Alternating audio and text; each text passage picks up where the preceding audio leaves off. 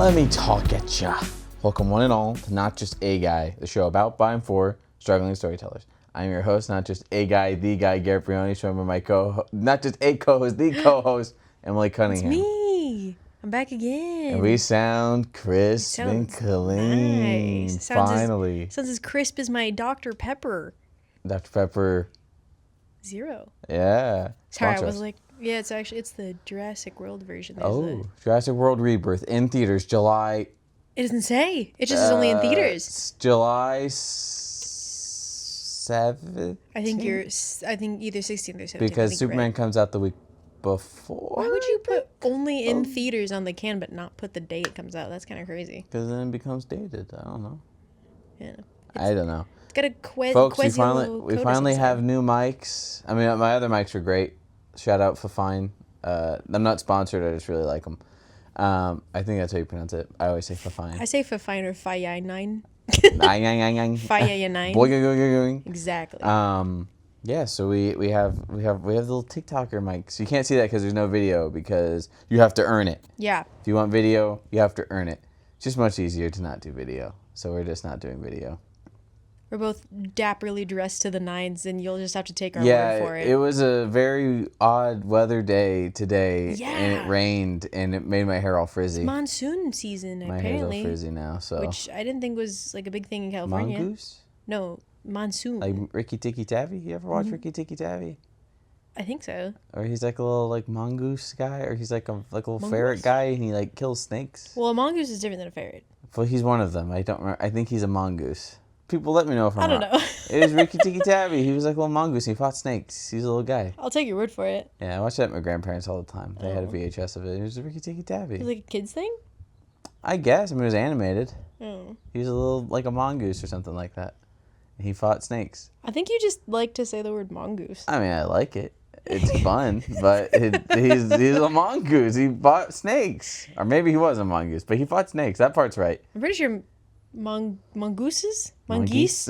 I'm pretty sure they fight. They're like predators or snakes. Oh, yeah, he fights snakes in the movie. Or main prey? Predator? I think I'm not making up this movie. It's real. I don't know. I'll take your word for it. I don't know. I've rewound the VHS many a time, so it does exist. I'm sure it does. How have you been? What have you been up to? I'm okay. Are you struggling? Yeah. What are you struggling with? Boy. I think you're literally going to say boys. I thought you were going to say, boys. Boys. The only boys I have in my life are you and Fitzy. Yeah, the Fitzman. Hashtag the Fitzman. He's around here somewhere. He's in the walls. He's always here. He's in the rafters like Sting. Yeah. Yeah. Boy, oh boy, do I struggle. What are you struggling with? I've been struggling in a good way. Yeah. Which I think is kind of a fun little new take. I don't want to jinx anything. Knock on wood. That's me knocking on wood. I don't know if our mics will pick that up, but we'll see. I don't either, but I did knock. I am the one who knocks. But Skylar. Jesse, we have to cook. This is my domain. Mr. White. And I will not be. We gotta cook, Mr. White. No, I'm currently struggling with the anticipation, I guess. Are you gonna do it? Why'd you leave all that dead air? Patient. I'm leaving that in. I'm leaving all of that in. With the anticipation of a new job.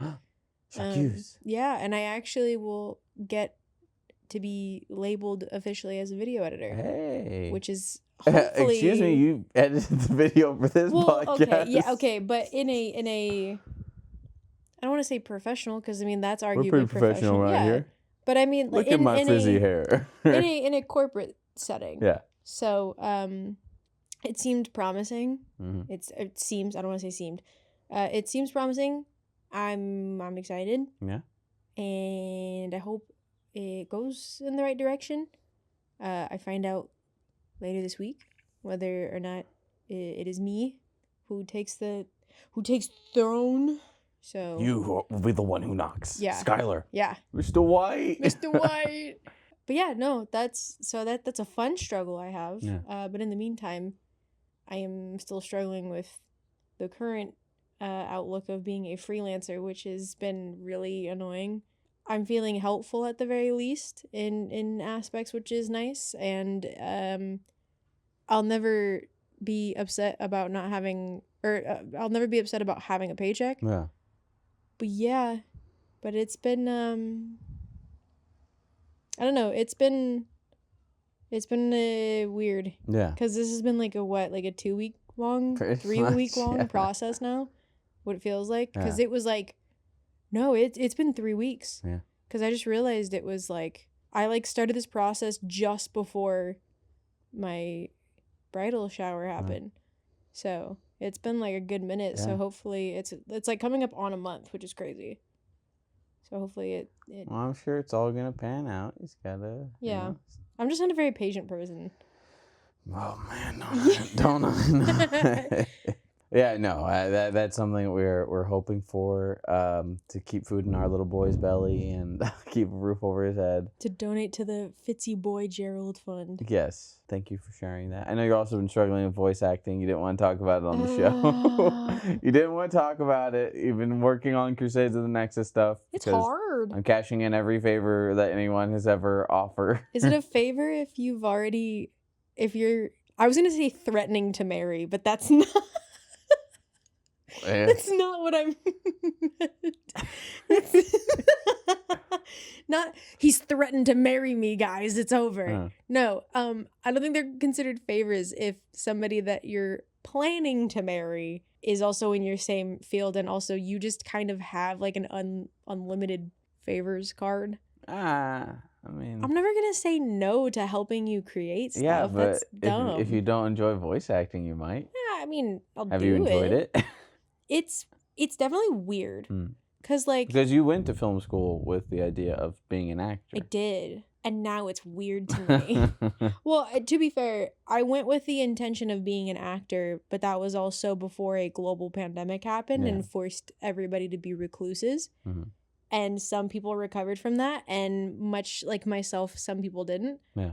I was like, I'm very painfully aware of the fact that like I used to be a way more social person. Like I would rather like go out and like I would love when I was like just turning like 19, 20. A bunch Good of year. Good year. Yeah. Oh yeah. But like a bunch of my friends and I like we would just love to go dancing. Mm-hmm. Like it would just be so much fun, like to go to like a club and just dance. Like it was so much fun, and it was like, I know it sounds silly, but like I'm laughing because I can't imagine me ever doing so. No, that's what. Well, I mean, but you're a homebody by nature, though. What is that supposed to mean? Like you'd rather stay home and like read books and watch movies. I mean that's true, but I'm offended by your remark. Not in a bad way, but like I never like I would like to go out and do that, or like go to like I don't know, like laser tag or something. To the cowboy bar. Bound pretty ladies around the world. But like, square dance. Then the pandemic hit. And then I was like, wow, everything is scary outside. I don't want this at all. And it just kind of, it just became something that was like the norm, and also like you'd save a lot of money. Yeah. So, but I mean, I don't know, but it definitely like socially and mentally puts me in a state where like I don't have a need, like even like when we do have this like on camera, like even just doing this right now, like even just camera. But even just like doing this right now, like this is way easier to do because also the mics make it really fun to do and just like have a conversation, like stuff like that. But even like being in front of a camera, like it has made me extremely physically aware of myself. And mentally, I can't be in that headspace of like, you as an actor are now subjecting yourself to be put in situations where you're open to judgment, you're open to criticisms, you're open to stuff that, because I mean, there are so many actors who talk about how like the physical makeup of how your body reacts to things. Because okay, you give it the one that comes to mind is Jennifer. Is it Jennifer? Yeah, Jennifer Lawrence when she did Mother, and Mother with the exclamation point at the end. Yeah. No, but she like that interview that it was an interview that she did. Then they were asking her like, there's like a very intense scene. I guess I've never seen the movie. I just know that there's like a really intense scene with like a baby. Yeah. I hope so. She's Mother. Yeah, but she like. she was saying how her body physically was reacting even though she knew it was fake, even though she knew it was a part of a script. Like, it wasn't actually happening, but your body doesn't know the difference. Yeah. So it's like, all of the, like, having that also be a factor in it too, like, it's a lot. So it's like, obviously, you know, voice acting is a way safer bet because you're not necessarily doing all of that in one, but there still are those factors of, like, people could say I sound like a 10-year-old boy. People can say I have a very, like, nice voice, like, whatever, right? Like, it's, you still are open to the same things, but, like, I think for me, like, the hardest part with this was, like, and I'm still doing it, I just have to find the time to do it again, but I think, like, the hardest part about it is normally I'm used to, like, doing funny voices or, like, putting on a voice or whatever, but it's not scripted. So I think it's, like, hard because it's scripted, and I'm having to also give options of just, like, if it's not a fluke, because I would imagine in, like, an actual, like, voice acting session with, like, voice actors, you're in a room together having a conversation, basically. Like, you're reading off the script, acting together, having that conversation. Whereas, like, everybody who's been signed up for this aren't in the same room. And everybody's recording it and sending it in. And I'm sure everybody's doing the same thing that I'm doing, which is you're doing 3 different times, 3 different ways. That's basically, I send everybody about 2 to 3 different ways to try it. And I told them to do it on their own. Try their own ideas. And that way, I mean, it works really well when you do that because it's easier to, like, piece it together, like, puzzle it together, which is cool. But it's just so weird of, like, having that and then trying to also have in your head of, like, okay, well, how would somebody react to this? Yeah. Like, how would I match the tone of what the previous line is? Like, stuff like that, where it's like, I've never had to think about that in that way. So it's, like, kind of odd, but that's, like, the hardest thing is, like, trying to keep all of that in mind while also making sure you're giving 3 different versions so that way, and also trying to make it there's a problem that's specific to this though, because it's all the same person but they're not the same person. Easy. Oh no, I mean, I'm not going into the specifics, but, like, I just mean how things are laid out with no spoilers. It makes it harder to do that because you're trying to, for the characters, tweak it, but not by much. Like, you're trying to give little quirks where it doesn't sound overtly like a completely different person. Well, I mean, they are different people. But they are different people. That's why it's hard. They're same performers, different people. But are they? Okay. It's you know, that's all. You know, I am realizing you know, it's just, production's been very slow. I've been working on this thing for nearly 3 years now. We've had some hiccup this year. There's been some hiccups, and production has very slowed down to a glacial pace after being very quickly towards the end of last year was going pretty swimmingly. Now it's slowed down a little bit. And I'm trying my best to be patient. Getting a little antsy. It's like I'm tired of. I want to talk about it, but I'm tired of talking about it in the sense, like, I'm tired of talking about it being in production. I want it to be out in the world so I can talk about it. So you want to be, like, broadcasting it. Yeah, like, I want to be able to talk about, like, what the inspirations were, like, what I liked about working with so and so on it. Like, you know, there's a lot of things like that I wanna do. It's just it's like the process. I'm getting almost tired of talking about the process. Yeah. While in the process, I know after the fact I'll want to talk about it, but we're still trucking along, you know, and trying to keep busy, trying to remind myself I don't always have to be working every second, trying to. Yes. Because I still have a job. Mental breaks are important.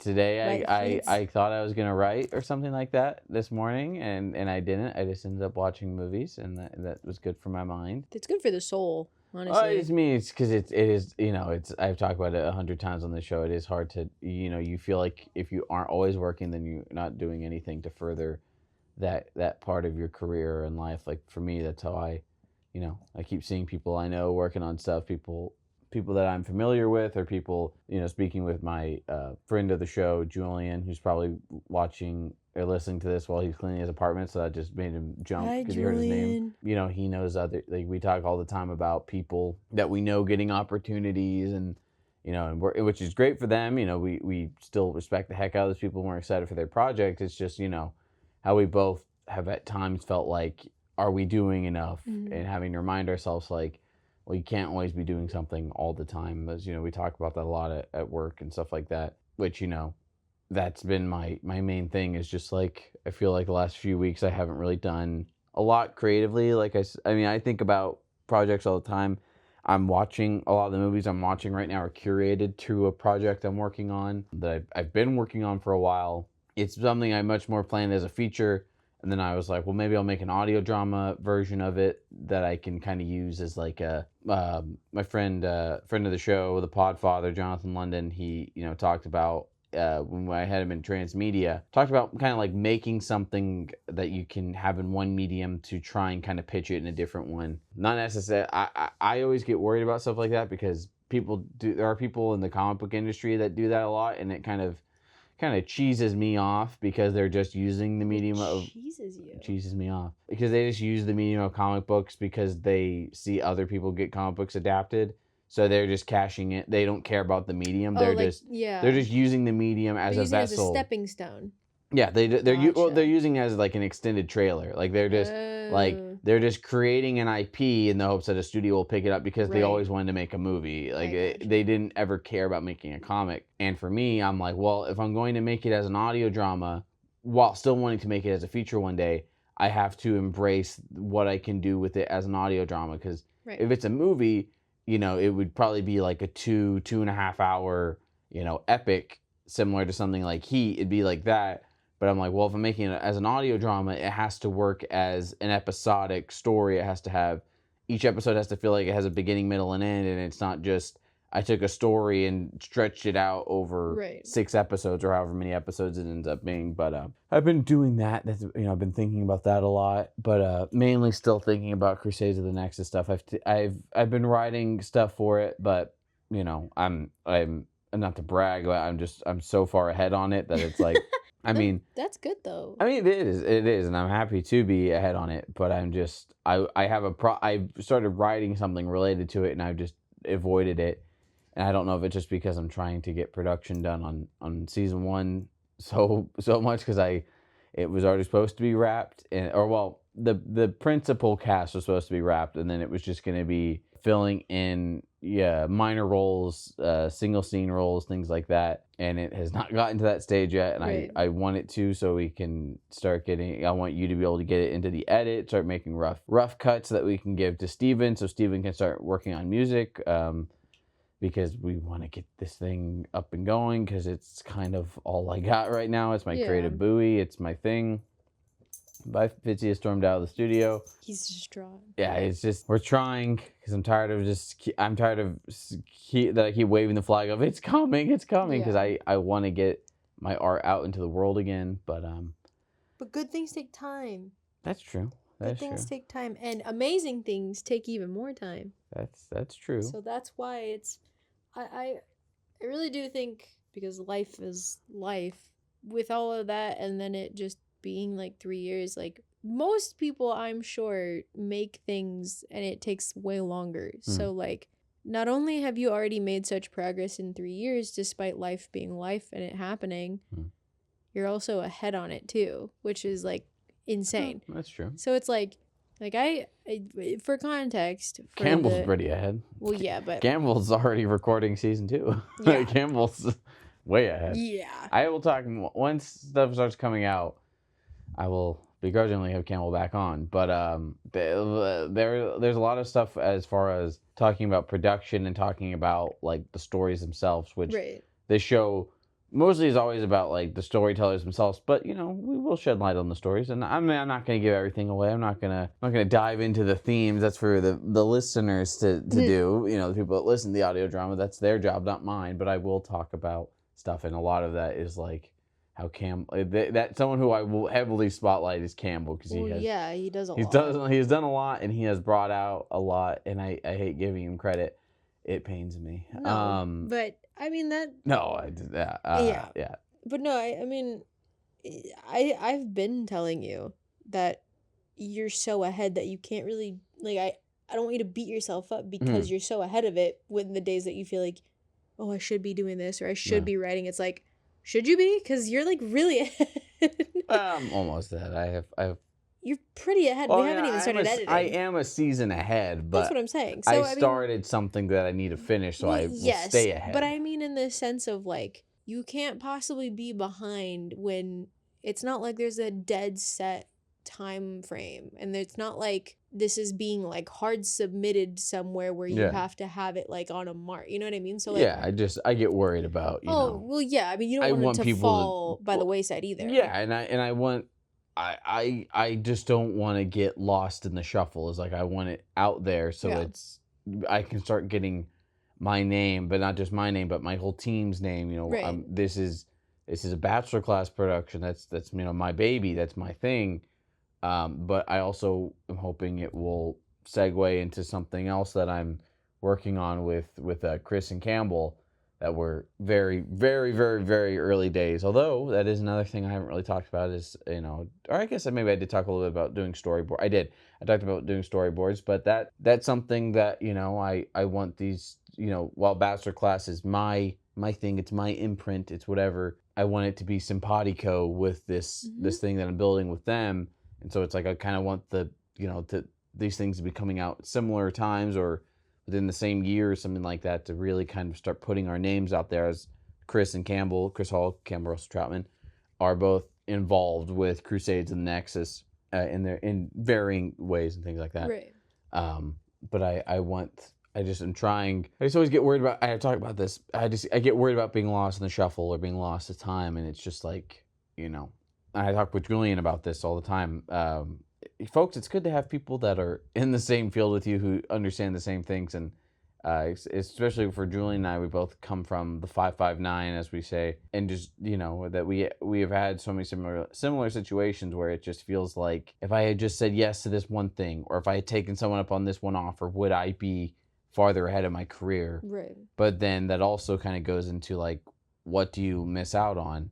Which is when I want to segue into our main thing today, which I wanted to talk to you about. We're not going to solve this today, what I'm about to ask, but it is something I'm fascinated with. I've been working on a project related to it, just figuring out the best way to do it. But it is a question that comes up all the time, and it's something I think about because I see our film school degrees all the time. I recently, on display. Yeah, I was talking again, to mention him again, to name drop him again. I was talking to Julian about this recently, and as I, you know, I always think about when I fill out applications for jobs and things like that. I always think about, should you go to film school? Should you get a degree in film? And I've been thinking about that a lot recently because, like I said, I've had conversations recently of just like, what do you gain from going to film school? What does it open any kind of doors? These, you know, it really kind of it's speaking to that subject of like, does it matter? Yeah, does it matter? So you know, this is obviously very broad. This isn't really a show where there's always like a set topic, but it is just like thinking as of late, because I mean, also we're coming up on, we've been graduated from film school for 4 years. It actually just, it's coming up. It's pretty soon. It'll be 4 years in June. Well, it's June. Oh, no, June. It'll be, sorry, excuse me, not in June. Well, June. Well, yes, but it'll be June 17th, I believe, was our graduation. Or, yeah, somewhere around there. Something like that. It was like mid-June. So yeah, we have been college length, like the span of time is college length. That's weird. Yeah, it has been, someone has gone to college in the time that we have graduated from college. Icky. And I mean, hey, I think time scares me, but even I've thought about that a lot recently. It's just like, in those 4 years, what do you think having a film degree has done for you? And also, do you think it has also, or can you think of ways that it also has done nothing for you? I mean, I've been blatantly told to my face on many an occasion of people who've been in the industry, and specific for me, like editing in the industry for years, it doesn't matter. Yeah. I mean, you could have gone to whatever the Harvard equivalent is for video editing, and it's not going to matter because at the end of the day... Hard drive. Nice. Nice. But no, I mean, it's the unfortunate thing, like, and I can only really speak specific or more specific to my end of things, because mine is a bit more trickier than yours or anybody else's for that matter, only because anybody can be a naturally born actor, anybody can be a naturally good writer, anybody could take a position naturally of leadership to like direct, and people can just be really good with money for like producing and stuff like that and all those. But anybody can edit, unfortunately. Yeah. Now, not unfortunately, it's very good. It's a very cool thing that people can do. Now, I make the joke, and this is a well-known joke that I make, where I don't want to say wasted, but I had 4 years dedicated to my life to going to school and getting a degree and spending a lot of money on something that I could have learned on YouTube in an hour for free. Yeah. That's just also the world that we live in right now with like tech, and also now with kind of technology just like rapidly advancing. There's always new software coming out that is getting more and more beginner friendly, more and more user friendly, and unfortunately is also integrating AI into it, which takes a lot of the work out. Yeah. And I mean, given I'm relatively, as a footnote, I'm relatively on the same page with you on AI usage. However, unfortunately, with how things are going in the world on my end, if it's kind of getting towards the spot where if you're an editor who can work with it and other than work against it, you're getting hired more. Canceled. You're canceled. You're getting, no, but that's the truth. No, you're canceled. You, Emily Cunningham, canceled. Campbell Russell Travis will be replacing you. Okay. Going forward. But then no, that's just the unfortunate truth of how things are going. AI is going to be integrated in everything, and it already is. So it's becoming. I don't fully agree with it because I used to be on the side of I don't want to promote it because it's going to take my job, but you can't take the job if you're working with it. So I don't know. Anyway, but I think that my joke has very much so the overcoat of truth because it's so easily accessible. And honestly, with jobs and applying to jobs and people looking at things, I've had more people, actually, in fact, I don't think I've ever been asked about college in any interview. Yeah. I think it's just like a formality that people put on the applications because they're curious if you have any sort of like quote unquote formal training. Yeah. But I think it really doesn't hold as much weight as it would for like you're trying to get into finance, you're trying to get into, I don't know, engineering. Like like that. I feel like now a degree is for any other job in this day and age, a degree is something that shows, hey, I know what I'm doing and here's the proof. For us, it's simply just working. Yeah. It's collecting work and building up your portfolio as best as humanly possible and saying, here's how I know what I'm doing. That paperweight that's a degree back there, that's pretty nice too, but here's all of my work. Yeah. Because I've had people ask, mainly like, perfect example, recently the interviews that I had to do for this job that hopefully is panning out this week, all they asked me was my previous work.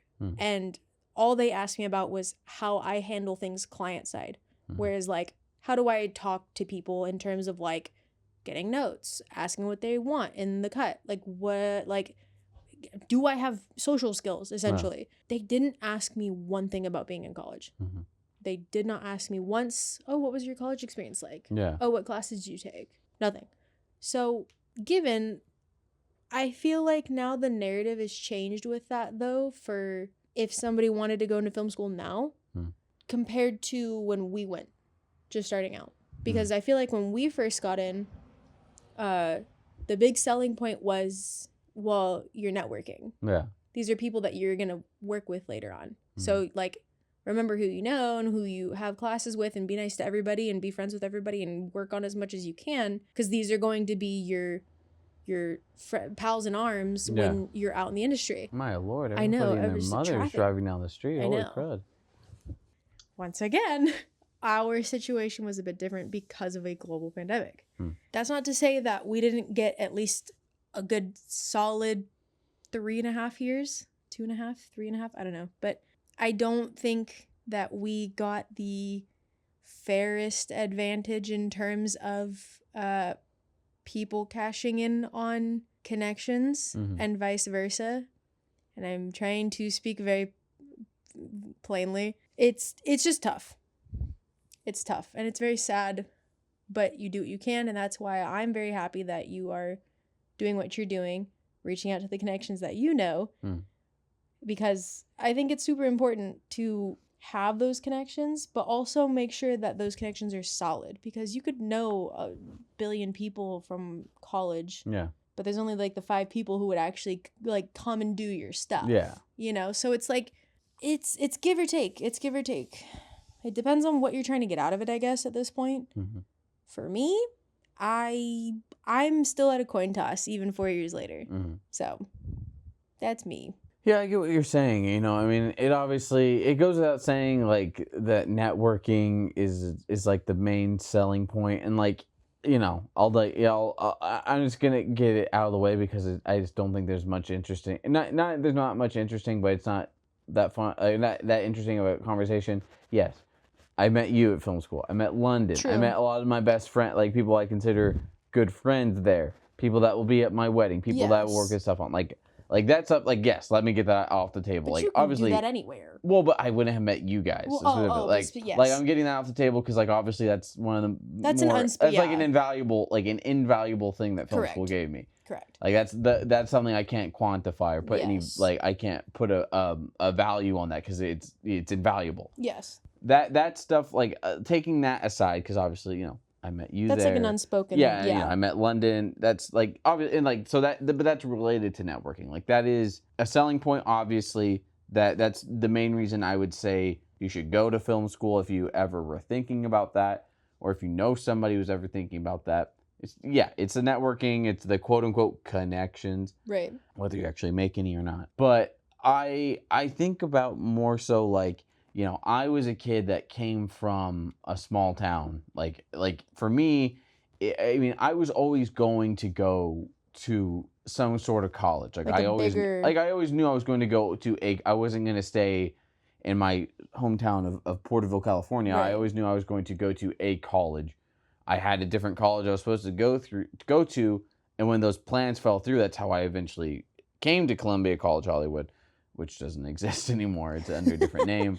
That's a different story for a different day for a different show. But you know, as a kid from a small town, I couldn't feel, even though I lived in California, I couldn't feel any farther from Hollywood, the big lights, you know, cinema. Like I couldn't have felt farther from that. And so I felt like I needed something like that. I needed something that was related to the industry, however much it was or wasn't. And I mean, I learned so much, you know, like there was a lot of like I can't say like, you know, I probably wouldn't have some of the knowledge I now have about like Japanese cinema, but like, you know, like I took a Japanese cinema class, 7 to 11. Let me say, I really enjoyed the films. I enjoyed a lot of the films that we watched. It was a good time, especially Hidden Fortress. That one sticks with me as a Star Wars person watching Hidden Fortress. That was fun to see how Kurosawa really did influence George Lucas. But also, it's not a good idea to have a like nearly 2-hour lecture, then send people to a break, and then it's after 9, and it's like, okay, now we're gonna start this movie in a dark room on a whatever Tuesday or Wednesday night, whenever it was. Respectfully to all the movies, it was hard. Sometimes I was like, I would love to watch this movie at 3:00 in the afternoon or 5:00 at night, not at like 9:30. No. Hot take. I don't know why to this day they decided to have a third block of classes that started at 7:00 at night, went to 11:00 at night. That should have been illegal because I don't care what class it was. I don't care if it was the most fun thing ever. That made no sense to me. Yeah, I had Japanese cinema. I had an art class like going over like, you know, like dissecting stuff. I can't remember. I think I had a sound class, but I don't think that one was 7 or it might have been. It felt like we started late. Anyways, like there was so much I learned there. Like we had a horror cinema class. Like I got to watch Creature from the Black Lagoon on like a big screen. I got to watch, you know, like there is stuff like that is and learn like I got to have a fun, which that class was 2 to 6, so that was a lot better. But it was like class together. We did. We got to have the lecture, take a break, and then it was like 4:00, and we got to watch Creature from the Black Lagoon on a huge screen after learning about it, and then talk about it afterwards, and then get a write about it and things like that. Like that was stuff that like yes, could you watch Creature from the Black Lagoon and then like go on YouTube and watch a video of how was it made? Yeah, of course you can. and you can, and there's things you can take away from that. But it was cool to have, shout out to Linus Lau, one of my favorite instructors I had there. Linus. He was the best. I enjoyed every class I had with him. That, like, there was so much that he taught me about, you know, taught all of us. But like, I remember just like learning about horror and like all the different, that he wasn't subjected to this, like, he was showing us black and white creature features. He was showing us like an episode of a Hitchcock, you know, thing. He was showing us all this different stuff. He was showing us like horror animation, stuff that probably wouldn't even scrape the surface if you just did a Google search. Stuff that I probably never would have seen. Absolutely. I know I would have seen They Live. Like, we watched They Live in that class, which also was awesome because, like, I was a Carpenter fan. That was a big blind spot for me. Yeah. I was also a college kid, so I couldn't afford Blu-rays. Yeah. I can't afford them now, but I still buy them.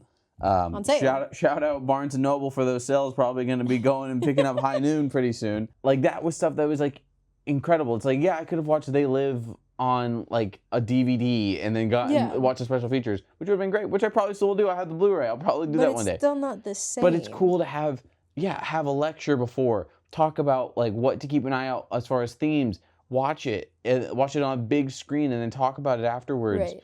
And it's like, I'll also be honest, like, again, I knew about filmmaking. I knew I watched special features, you know, like George Lucas and Steven Spielberg. Like, I watched so many special features of them and the films that they made, especially because they were so influential on me. But like, I didn't know anything about, I didn't know what different kinds of cameras. Oh, no. Yeah, I didn't know about cameras. I didn't know about C-stands. Like, I didn't know about all those things. Like, I didn't know, there's so much I didn't know about. C-47s? C-47s. I didn't know what those were. Those were awesome. And it's like, going there, it did get, I mean, but again, like, that is stuff I could have learned. But at the time, I already knew I was going to go to college. Right. And it was just, oh, well, I want to make films. So it makes sense. Boom, film school. Like, that's open and shut. Like, that's it. Like, what else kind of school would I go to? And so, yes, it was valuable to go there to see all, like, meet people, learn that stuff, and like figure out this is what an RE does. This is what a red does. Right. But I will say, I've been graduated for 4 years, and my degree, I think, has helped me get jobs. None of them, in the time that I have graduated, I was already working a job, and they knew I was pursuing a bachelor's degree, and so I do think having them knowing I was earning a bachelor's degree of any kind just put me above some people in my area. Like, just put me because I had no actual prior job experience. I did landscaping for like freelance with my friend, and I think that like that helped. But like, in the time since, I've had 3 jobs. One of them was at my film school, which obviously having the connection to my film school helped. And it was like, oh, well, this guy obviously has a film degree. Like, we know he knows some stuff at least. Well, and I think for you too, it was beneficial to have that as from a director's perspective, so that way you could kind of be more knowledgeable of I know the equipment. Yeah, like how stuff would look with what camera and that stuff I don't know. Oh, no. No. I know the equipment. I don't know the equipment. I didn't get much hands-on work with them. Never mind. But like, and then my the job following that was, you know, a job that had nothing to do with film, which is, you know, working as a sub. But then I specifically got into like doing a lot of like work in special education, and like, I think having a degree just help get me push that. Yeah, like, just when I applied, it probably just kind of looked nice.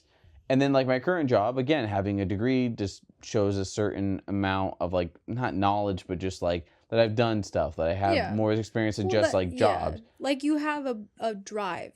Yeah. Because that's not, let's make one thing clear, whether you're going to film school or not, or you're just going to college. That is a feat within itself. Yeah, that's a job. Yeah, like, putting yourself through, voluntarily putting yourself through another 4 years of school, or 2 years plus of schooling, is a feat within itself. Yeah. So I feel like that alone is like a huge indicator for any job to be like, okay, well, if you're crazy enough to do this, then you can put things in a box or whatever, you know. On that same note, I've applied for countless jobs in the film industry, and that degree hasn't put me above anybody else. It hasn't made up for any experiences that I don't have, because, you know, we've talked about off mic, we've talked about how we work in an industry that wants experience but doesn't want to give experience. Yep. So it's just like, well, I'm showing you that I I mean, I don't have the exact experience you're looking for, but I went to a place where Yeah. I got all kinds of experience. I know how I could get the Yeah, experience. it's like, so it's interesting. It's like you have the idea that like no matter what you're going to film school, no matter how many thousands of dollars you pay, Yeah. you are going to meet people that will eventually move into the industry. Oh yeah. Like even at our school, I mean, like a director that constantly is working is Jean Michelet Sarah, who graduated from our school, years and years and years prior to us. So it's like obviously there is like, and there are other people. There's another director, I can't really pronounce his name, that have moved from there. So it's like it shows you that there are people do permeate out into the industry, and there's probably so many other countless people who are above and below the line that have made it. Then it's just if someone were to ask me nowadays, like, should you go to film school? If they want to network and meet people, if they're from a small town, or if they love, I mean, there are people that do love to learn and love education and things like that. And if you have the means, by all means. Yeah. But if you don't, I don't know if you need to, because it's like, that's why I've been trying to work on the bachelor class thing, because I want to see, I mean, because like obviously there's 1,000 videos and podcasts out there about people giving film information. Right. I'm trying to fill in that gap for the people that, I guess I don't know exactly. Maybe it's not like the typical. You're trying to fill the niche of. It's the separation between making a home movie with your phone, but then also if you're lucky enough to rent out equipment and know what to do with that equipment. Yeah. It's that gray area. Yeah, it's like, it's about kind of you're not quite on set, but if it's in the same way this is about highlighting struggling storytellers, things like that. Like I want to be there to educate the people that can't go to, but do it in a informal way. Like, I'm never going to be, I'm probably never going to say the phrase mise en scène, which is not. Rule of threes, brother. Well, rule of threes. And not even to seem like I'm above mise en scène or anything like that. But it's like for the kids that are from small towns like myself, it's like things that are quick and digestible and like that get the point across, but in our way. And things that don't cost like your soul. Yeah. But okay, well here's a question that I want to pose to you now. Yeah. You've now welcome back, Fitz. Hello. You've asked the question, should you go to film school? Huh. I'm posing the question back to you. Huh. Do you think it matters which film school? No. No? I don't think it matters at all. Because I've always had. I mean, maybe the people from NIFA and USC will argue with me. Well, that's why, because I'm wondering, obviously, here's the tricky part, right? Like with college, I mean, for context, we did have normal classes as well on top of pretty much paying a bunch of money to watch movies. Yeah. But like we had a math class.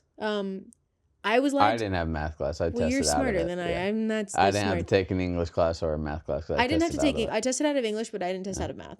I've never been able to test out of math. I actually have no idea how I tested out of math, but really? I did. Oh yeah, I sucked at math. I mean, I do too, but like you're smart. I mean, but math was my weakest subject. Math and biology. But my point is, so we had like regular subjects, but like I think math and English were like the only two regular ones, because everything pointed back to film, because like your history class is history of film. Yeah. Your science is, whatever. Yeah. Whatever. But the thing that it's always boggled my mind is like, when you look at schools, like regular like schools across the board, like USC, UCLA, UC San Diego, like anything, right? It's most likely across the board the same curriculum of Jenny, Billy, and Bobby, they're all taking the same math class, but they all three go to different, math courses, but they all three go to different universities, right? Whereas like, I don't obviously think that you would be able to get the same kind of curriculum, quote unquote, so to speak, at a film school that you would get from like, if you were to compare USC, NIFA, and whatever remnant was left of Columbia College, I guarantee you we were not going and touching anything near those two other schools. Mm-hmm. And I don't know if that's because it was like, if it was a money thing, if it was the teachers that we had, like, I will never know. I only know a very small... I would pose to you, a lot of the teachers we had taught at some of those other schools, well, too. yeah, but I mean... So it's just like the same information just being disseminated across different campuses. Yes, but I know that they have to do... I'm sure they had to do it in different ways, though, is what I'm getting at. Because... I don't know. I only know like a skimmed surface of. I only know a skimmed surface version of what went on at NIFA because I have a friend who went there. Congrats, Sienna. I was at her graduation. She did awesome, and she was a screenwriter. So I only knew like a handful of things, but I know that they definitely had like a better, like, I guess you'd call it like a career center. Or like that connections wise, because they exclusively worked with Warner Brothers and their sets. And that was like the big thing. Like there was a big connection with like, you have access to all of these things and here you go. That's your playground. Like we had sets, but like it wasn't Warner Brothers set. Like it wasn't, it was very much so like live within your means for Columbia versus these other schools where they would teach you, you know, here's your crazy set and here's the paperwork and we're going to teach you to fill it out and this and that. And we learned that too, but we just never got to put it into practice. Yeah. So I've just always wondered, would our answers be different if we did go to NIFA, if we did go to USC for film? Like, you know what I mean? Like, that's something that I also wonder of, like, did we just have, like, a shoddy experience? Or, like, it's, and we'll never know, but, like, it's one of those things where it's like I've just always been curious of like maybe it wasn't the fact that film school as a whole was a bad idea, but I wouldn't say it was a bad idea, but like I did air quotes, quote unquote, a bad idea or like something. Any film school you go to, you get the most out of what you make of it. Exactly. It's like they can offer you everything under the sun, but it's if you don't actually use those resources, it's just you can go as far as you chart yourself. Right. I mean, that's also, I think that's what ultimately it boils down to. I also just didn't really stick my neck out for a lot of things, but that's just because I wasn't exactly sure on how to do that when like things were very cliquey. Yeah. A lot of the times, and people really like lifeboated people over there. There was like a couple of things that I was like, I think I responded to like a Facebook group post, and then there was like people who were doing like a web series that was like pretty good, and I did their bloopers reel, and that was like that, like doing that for them made me learn how to do meme captions on a video. So it's like give and take, but I didn't also stick my neck out, but I did, but I didn't. It was just kind of like I got time, I'll do this. So I don't know, maybe I would have had a better thing. I don't know if I did more. I'll never know. Yeah, I mean, I think about that all the time of like if I did enough or if I should have used the resources that were available to me more or made stuff with more people. Right. And yeah, like this is not a topic that's going to just be solved in one episode. Yeah. But it is just like it's a fun conversation. Yeah, though. it's like I would say if you're out there and you're considering it, just like I would say truly consider all your options. Like there's so much online that you can do, especially now. There's so many more online courses and things like that. Like and know your drive too. Yeah. Also, some people just don't like school. If you don't like school, like it boils. Like I think it ultimately it just boils down to like know your drive, know how much you want to push yourself with it, and see if you can push yourself further for that. Because if you don't, I can't tell you how many people went to film school because they wanted the networking and they wanted the access to the equipment, but they had but never did anything. Well, but they had no, not even that. They had no interest in it being a school.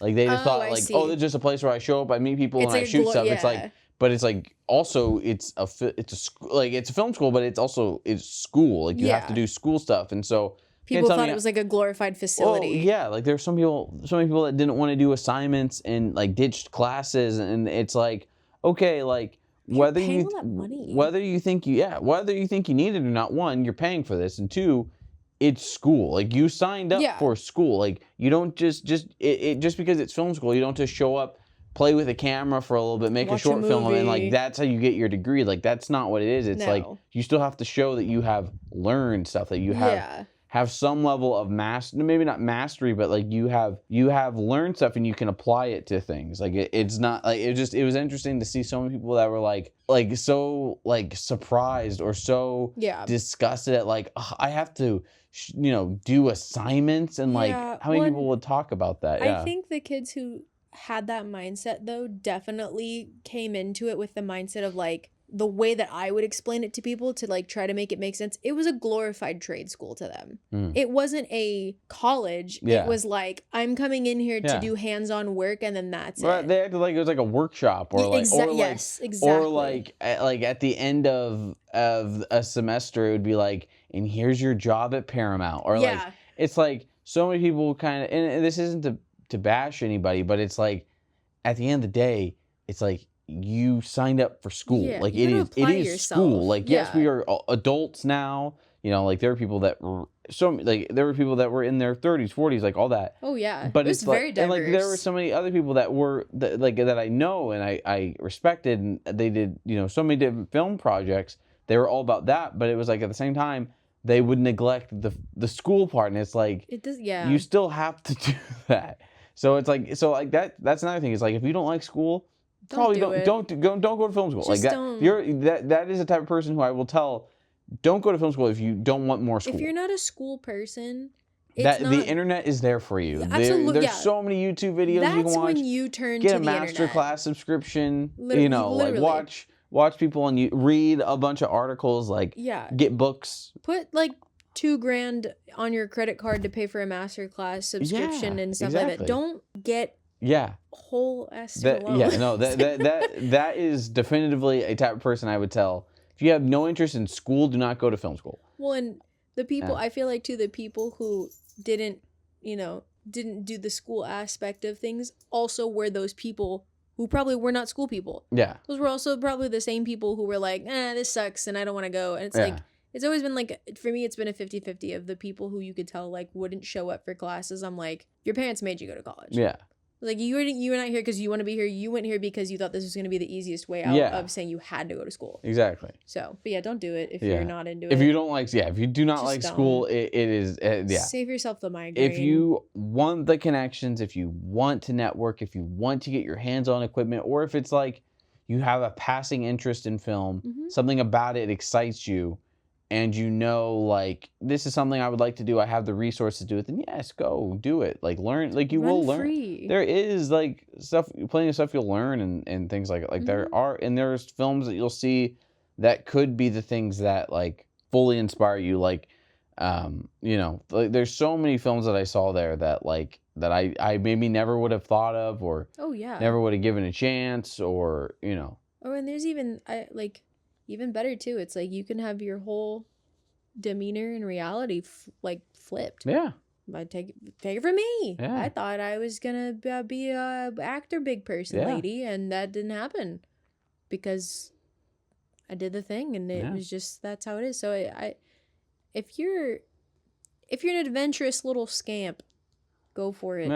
Have fun. Make things. You never know like what the experience will do. Like it can make you, I had always had aspirations of directing, and then learning that like, people liked my screenwriting, like thinking like, oh, well, I'll be a writer director combo and things like that. But then also people telling me I'm an all right actor. So that gave me confidence to like be okay with doing acting in Crusades of the Nexus. And things like that, and then but also like getting exposed to so many other people and their scripts and their cinematography and things like that, like that it opened my eyes to people that I want to work with, or like absolutely, or like people who I'm like, while I like to direct my own material, I wouldn't mind directing this person's, things like that. That's why I did storyboards for a project I want to direct that Campbell wrote. It's like I met Campbell through film school, and I love his work, and so I'm like,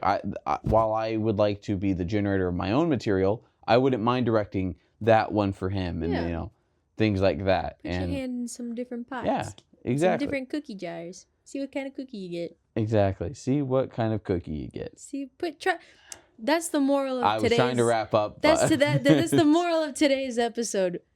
put your hand in cookie jars because you never know what cookie you're gonna find. But if you don't like peanut butter cookies, then don't put your hand in the peanut butter cookie jar. Okay. Better yet, if you just don't like cookies, don't even look in the cookie jar. Don't buy cookies and bring them to your home and go, I don't even like cookies. I just want the chocolate chips. Why would I spend money on this cookie? Yeah, it's like, I just want the chocolate chips. You know, it's like, what was the point then? I actually want brownies. Yeah, it's like, it's okay. I don't know what to do with that information. So and now I have cookies. Yeah.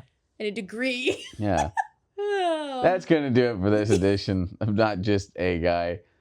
Like, comment, subscribe, rate, review, do all that good stuff. Follow the show on the socials at Not Just A Guy Pod. Do you have anything you'd like to say? I'm good. Fitzgerald, any closing remarks? Thank you, my good man. That was very deep. That was, and let that be a lesson to you. Follow at Bachelor Class. Follow at Crusades of the Nexus. It's gonna do it though. You know, follow the show. We'll be back when we're back. Things. You know, and we'll talk. You know, we'll talk. That's just when we get to you. We like to yap. Somebody's yelled out the window. We're yapping. I have been your host, Not Just A Guy, the guy, Garrett Brioni, joined by my co-host, not just a co-host, the co-host, Emily Cunningham. Hey. And we will talk at you next time. This has been a Bachelor Class production, hosted by Garrett Brioni, edited by Emily Cunningham, music provided by Stephen Cruz. For more information, follow us at Bachelor Class.